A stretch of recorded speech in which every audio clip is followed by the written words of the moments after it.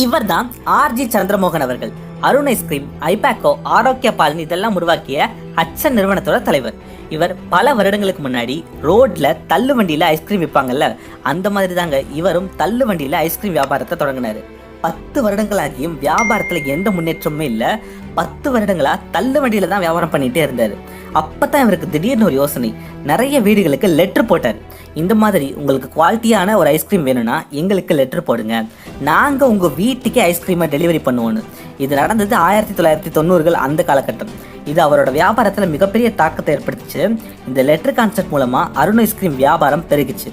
இன்னைக்கு இந்தியாவில் டாப் 100 பணக்காரர்கள் பட்டியலில் ஆர்ஜி சந்திரமோகன் அவர்கள் 100வது இடத்துல இருக்கிறாருங்க. ஆரம்ப காலகட்டத்தில் அருண் ஐஸ்கிரீமோட வியாபாரத்தில் மிகப்பெரிய திருப்புமுனை ஏற்படுத்தினது இந்த லெட்டர் கான்செப்ட் தான் அவரே ஒரு பேட்டியில் சொல்லியிருக்காரு.